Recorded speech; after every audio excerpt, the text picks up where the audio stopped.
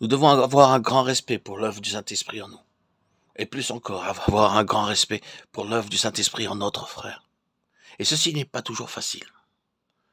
Chercher à reconnaître et à estimer hautement chez notre frère tout ce qui pourrait nous faciliter cette vérité demande beaucoup d'efforts. En lui comme en nous, il n'y a qu'un petit commencement, une semence de vie divine entourée de beaucoup de choses encore charnelles et qui sont souvent déplaisantes. Il nous faut donc un cœur humble, pénétré de sa propre indignité, prompt à excuser autrui pour chercher à découvrir chez notre frère ce qui peut s'y trouver de l'image et de l'esprit du Père.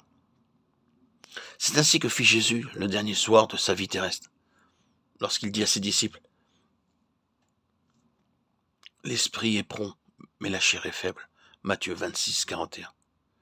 Ne jugez donc pas votre frère d'après ce qu'il est en lui-même, mais d'après ce qu'il est en Christ. Souvenez-vous que chez lui aussi habite cette vie de l'esprit que vous avez reçue de la grâce de Dieu. Et alors l'unité de l'esprit triomphera des divergences et des répugnances de la chair. L'esprit qui est en vous et qui est également en votre frère vous réunira par un lien d'unité et de vie qui viendra d'en haut. Que cette unité de l'esprit s'exerce d'une manière active dans vos rapports avec vos frères. Le lien qui unit les membres de mon corps est très vivant et réel, car il est toujours maintenu par la circulation du sang qui leur transmet la vie.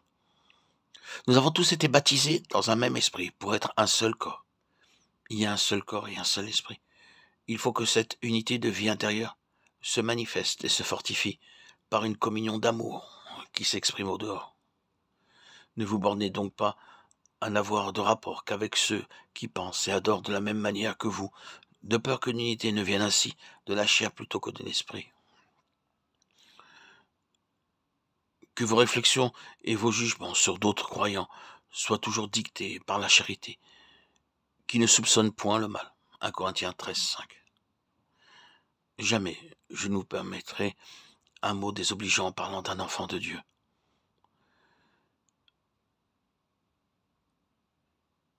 De même, vous aussi, interdisez-vous d'avoir un mot ou une pensée négative sur votre frère, votre sœur. Aimez donc tout croyant, non pour ce qu'il peut avoir de sympathique ou d'attrayant, mais à cause de l'Esprit du Père qui est en lui. Adonnez-vous toujours, tout particulièrement, à aimer et encourager autour de vous tous les enfants de Dieu qui, par ignorance, par faiblesse ou par quelque mauvaise disposition, ne savent pas qu'ils ont en eux l'Esprit et qui l'attristent. Le but de l'Esprit est de préparer en nous l'habitation de Dieu. Laissez l'Esprit se servir de vous pour faire son œuvre. Comprenez que votre propre développement spirituel dépend de celui de votre frère, tout autant que le sien dépend du vôtre.